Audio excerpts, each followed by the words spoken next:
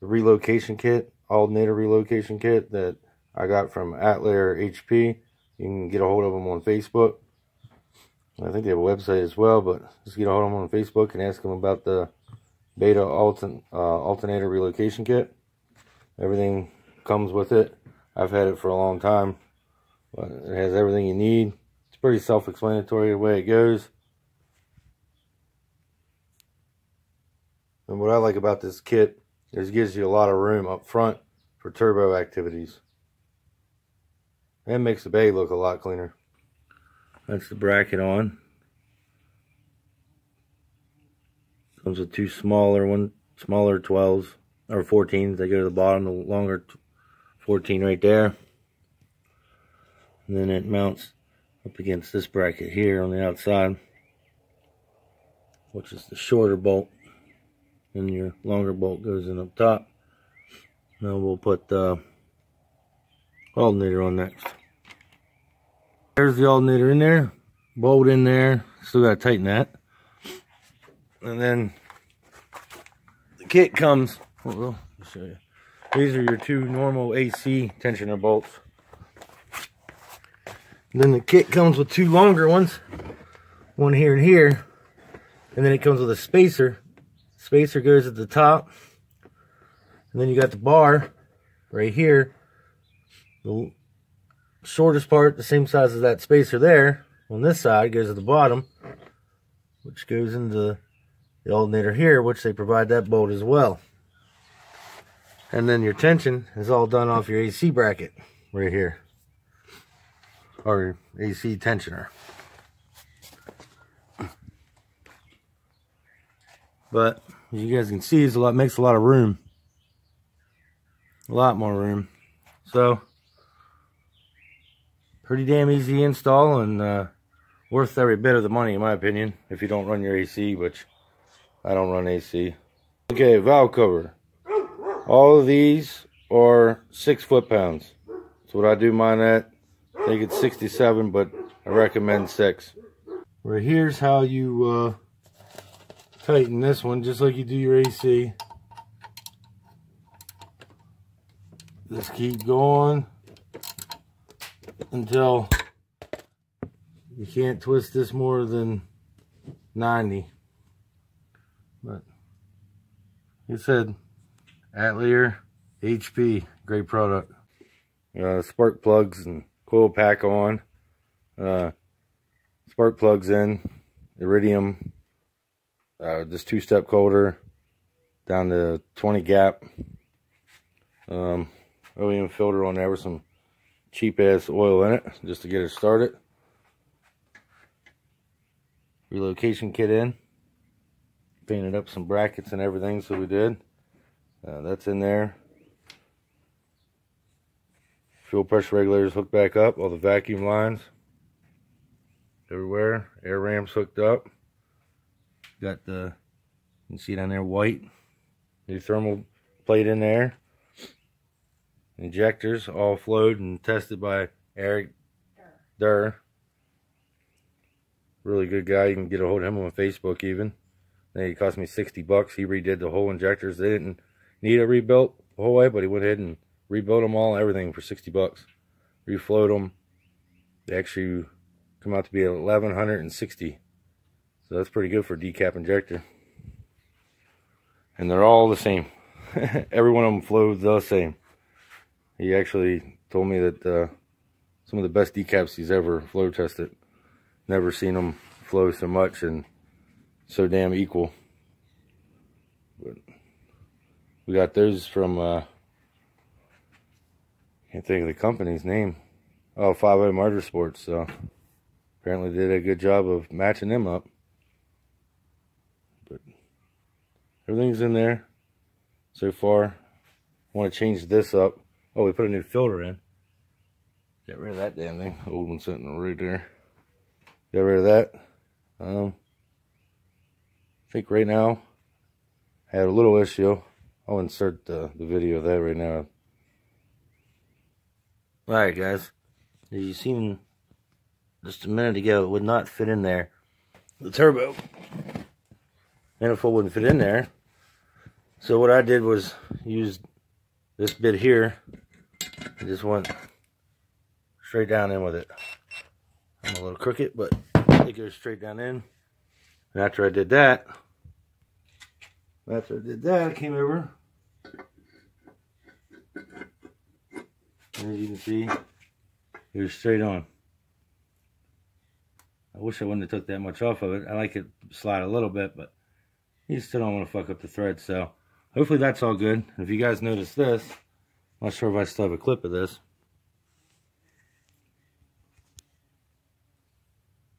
If you guys notice, I had this welded on here. I think I might have told you about it, but I'm not sure. I decked this right here with a little belt sander that I got, table belt sander. And that's nice and flat now. Turbo fits on there nice and tight, no issue. But I've never got a chance to mock it up yet, guys. And I'm hoping that it's not going to hit. Because it could hit right here is where we had our problem before.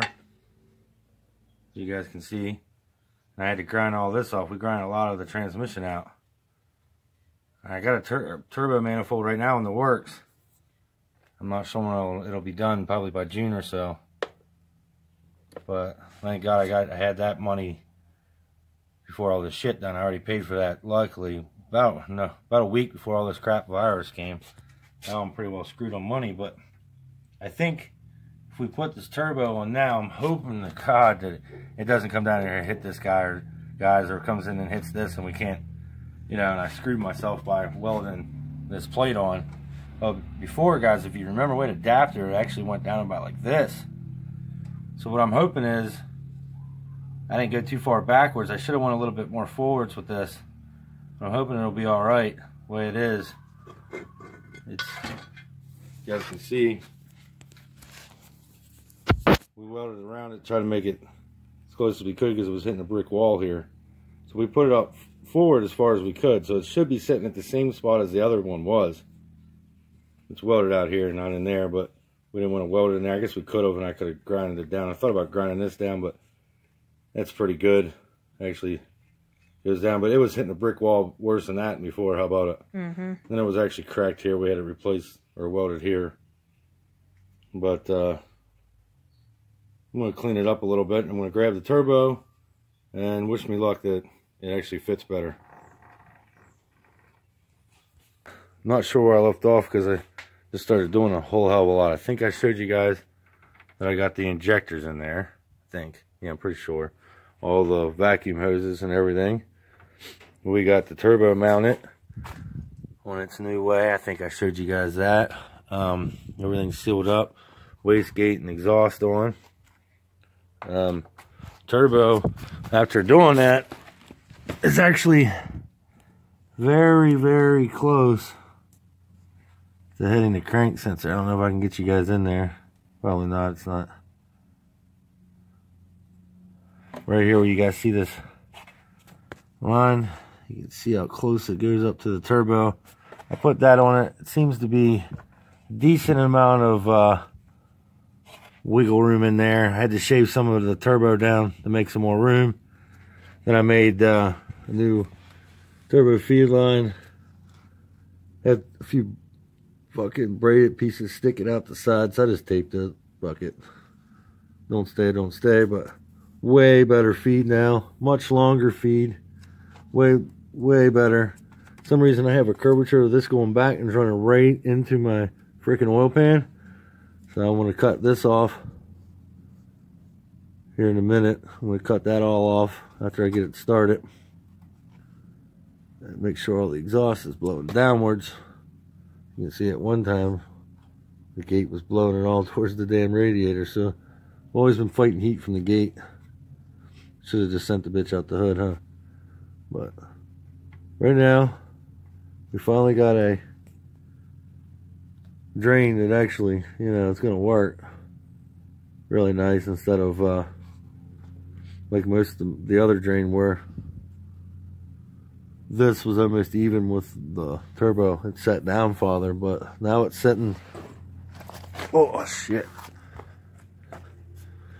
So you can see I have had to grind that before, but now it's setting back in a little bit farther, but so damn close to the crank sensor. I was talking to somebody that was actually going to do an external crank sensor, which would be nice because then we could get rid of the reluctor wheel inside, crank trigger wheel or whatever inside, and it'd be nice if you could come on this side with one or something. Man, that'd be a lot better because then you wouldn't have to worry. For a lot of people, have that fly apart. So that's why I try not to rev mine that high. A lot of people rev theirs to about 8,000, but I rev mine to like 7,100.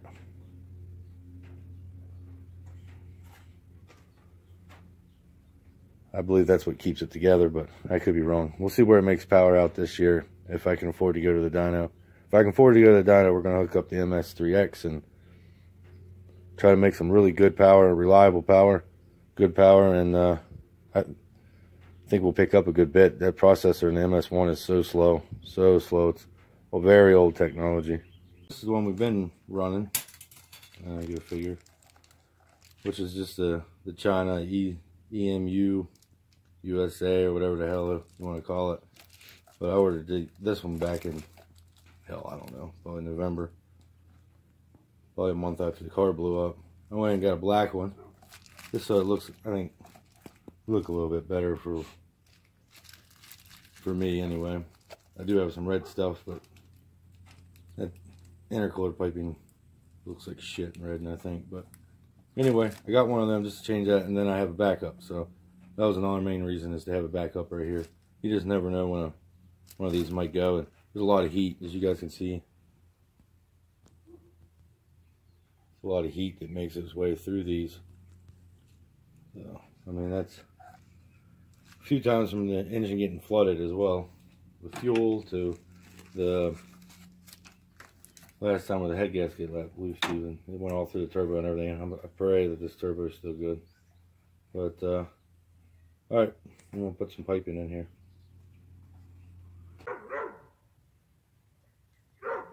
Alright, got everything together finally. Not the front bumper on yet. I'm not going to do that until I know everything's decent in the car. Didn't have, I thought I had 2 gallons of fucking distilled water, so I ended up having to use my 50-50 mix. I usually run 1 gallon of distilled water and a gallon of antifreeze. Really shouldn't run any antifreeze on the track, but I take the car on the street a lot and run it kind of up to winter. So I got to have a little bit of protection plus lubrication for the pump. It's better to have, even though I basically replace my pumps yearly. Got the ignition. Yeah, the ignition's on done. I'm going to do the fuel pump. I'm going to crank it for a little bit. Make sure everything's good. You know, get pressure everywhere, some pressure. And then oil pressure up in it. Then we'll plug everything back in and see if we can't get it to start.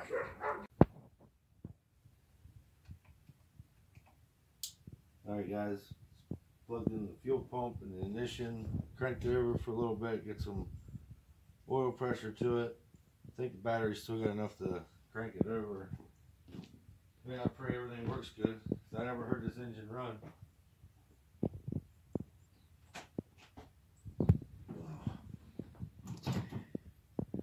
Make sure there's no fuel leaks.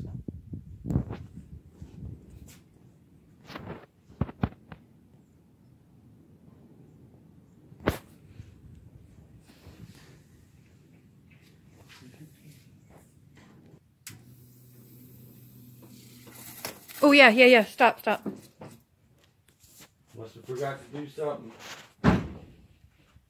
Where was that at? Right here. Okay. Yep. We didn't tighten that up. That's why you always gotta check. It's nice to have someone there. I normally never forget nothing, but when it comes to the fuel anyway, I mean, you always forget something, but for some reason the fuel I never do. I was going to ask you about that the other day too. First time for everything.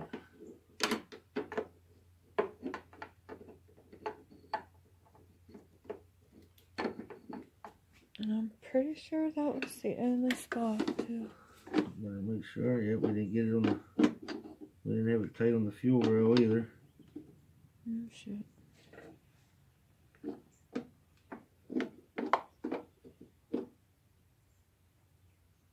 Okay. Alright. Cool. 85 actually still smells pretty good. Yeah. Okay, good, but make sure we got fuel pressure and everything.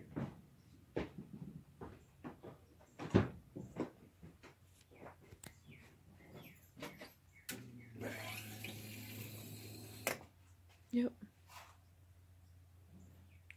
Got pressure.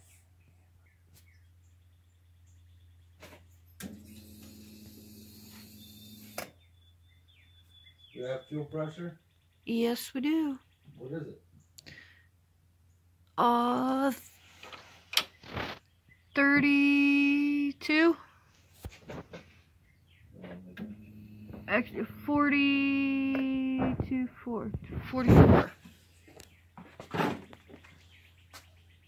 When you had it on. Down. Yeah, it's dropping down. Alright. We got fuel now. We primed it. See what happens.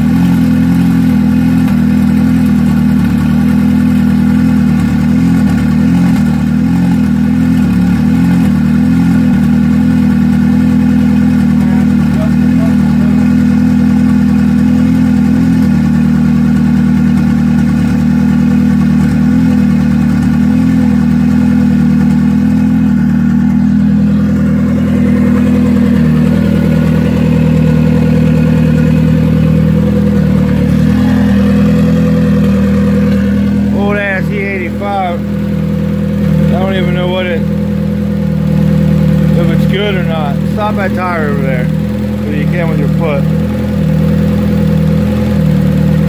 That's what I do with it. Sometimes it'll stop moving it, but I might have to adjust the clutch.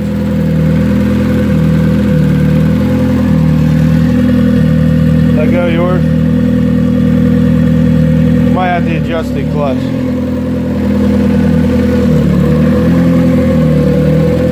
It's a new style, so slowing it down, it don't take much to stop it. But you don't want it to drag on.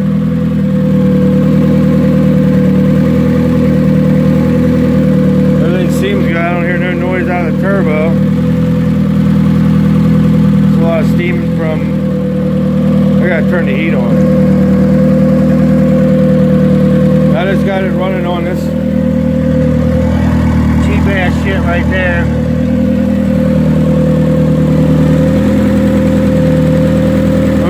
To heat cycle it, and then Rotella is always OEM. Run as much OEM stuff as you can, guys. This shit lasts.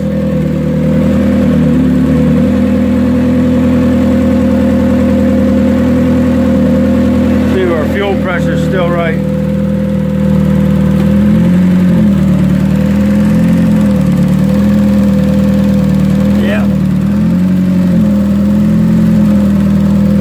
Tighten that up.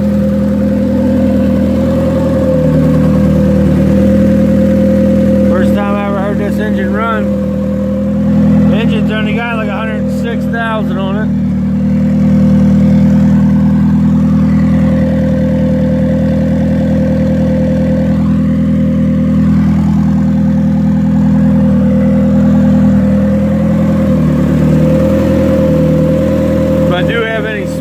probably going to be from the turbo. I got this right in at the main spot, and there's no restrictor now with the Beta 2 head. And the head sounds really quiet. Sounds much quieter than what a Beta 1 head sounds. But I'll show you guys some more stuff or talk to you in a little bit. I want to monitor gauges and make sure nothing's leaking.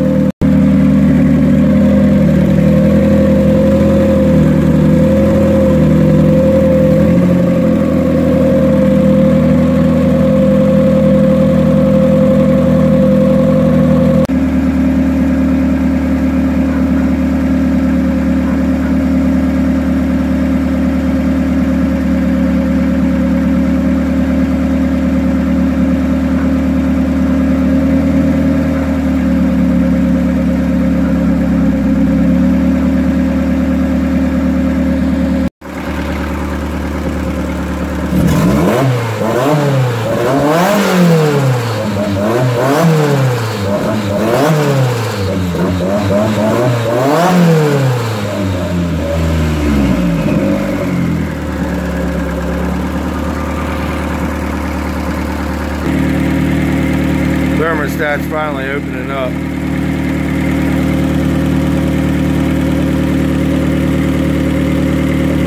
Hose is fucking pretty hot now. Trying to get all them air bubbles out of the system. And them lines starts to go over that, you have to turn the fans on. Or the heat, might turn the heat on. Heat on just a little bit, a lot of times will help. There we go, see it?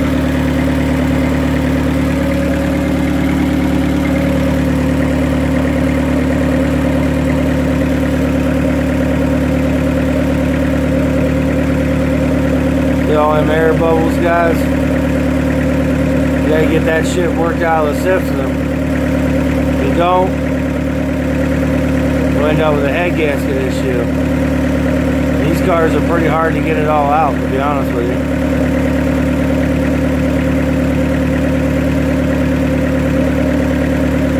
With a full rad anyway.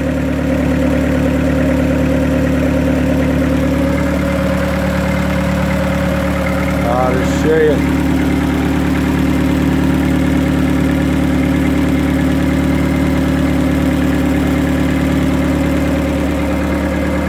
Yeah, I'm going to keep an eye on this. Heat cycle it and retorque them. And most of them all had to be retorqued, especially the two big 12s. And I think the only two that was like perfect were the two in the middle. So hopefully everything will be good.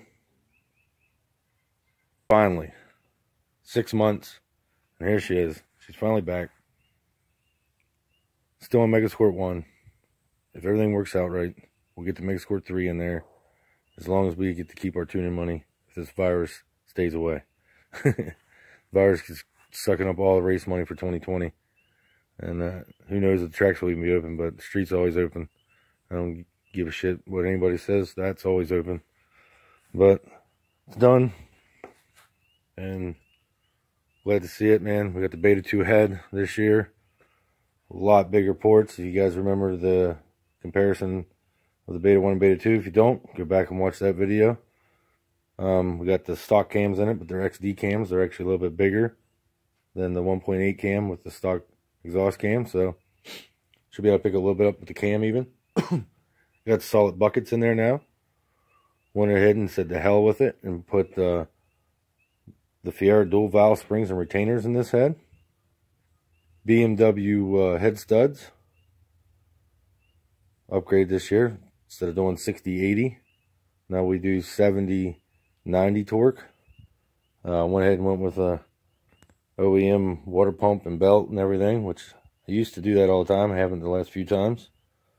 As always, running the filter like that. Injectors were cleaned by Eric Durr. Same turbo, same manifold for right now. Might have something like that coming.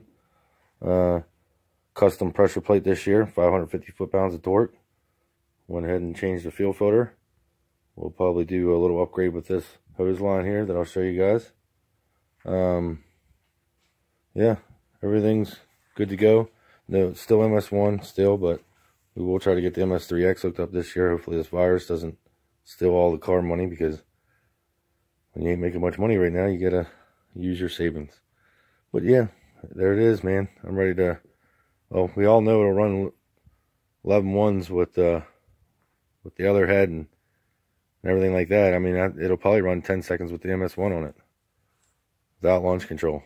And MS1's processor is so slow that we're going to pick up a decent amount of time just from the processor change from Megasquirt 1 to Megasquirt 3X or Megasquirt 3 Pro, whatever you want to call it. Same thing. But yeah, guys, I can't wait to probably drive it tomorrow, take it for a little test drive, and then we'll try to fit the carbon fiber hood on it, put the bumper on it, and then give you guys a little update. Bled everything last night and put everything back together. I think I still got some air in the lines. These were pretty hard. But then I got to looking at this caps too, you know. 1.4, I think it's like 3 pounds. 3-pound cap spring. OEM is 0.9, which is like a little over a pound, like almost 2 pounds. This is the original one off this car. So I'm going to put that back on it just to see if it does any kind of a difference. Hopefully I don't already have a head gasket leak, but I don't know. I've never had much luck with the heads, it seems like, but I never had any leak like on startups and never even took a ride beat on it yet. But I guess we'll see what happens. I think we got some air in the system, which could very well be, and we're gonna try to verify that today and take a ride before it rains here. Not a very long ride, but I want to get a little ride in before it rains. Damn rain's coming. Well, car's running. I think I'm definitely gonna have to adjust the clutch a little bit, see how it goes from there. But yeah, it's running pretty good on the AFRs. Not the best, but pretty good. We'll see though.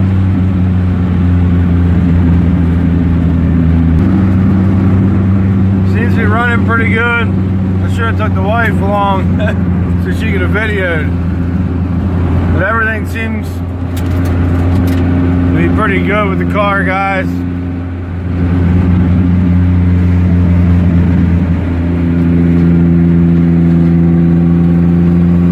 think I'm gonna have to adjust the clutch a little bit. I probably already repeated that about 10 times, but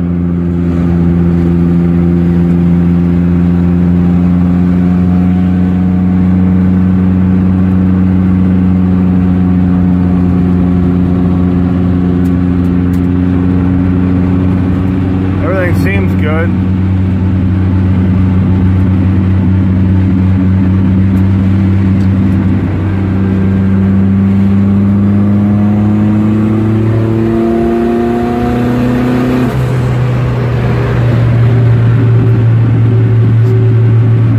Definitely got the compression back. You just barely touched the gas and you got boost, so I ain't trying to hit no boost yet, guys. I just want to drive this motor for a little bit. Just run it normal. Get the clutch adjusted and drive it for a couple days. Just really no boost, maybe 5-8 pounds max. And then start to turn it up slowly for surely there though.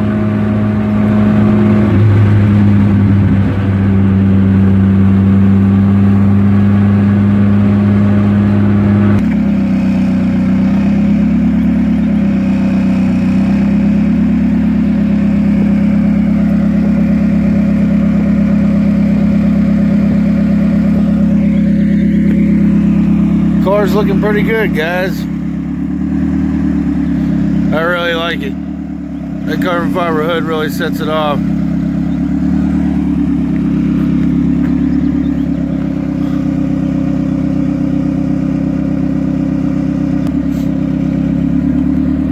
That behind here is my family farm. When like that little mountain there, all the way down, over there and back down.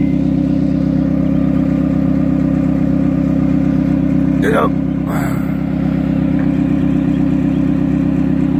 Yeah, my grandfather bought all that stuff after World War II.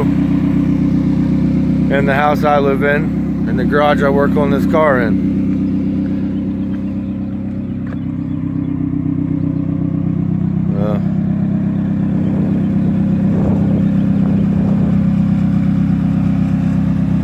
I'm happy it's together, guys. Thanks for watching. Hope you guys are excited about the car being back. I'm hoping we can get the MSX or MS3X in the car, get it tuned, and let's get that 10-second pass. Let's go more than 10.99, but that's the goal first, 10.99, but I think we can get a 10.6.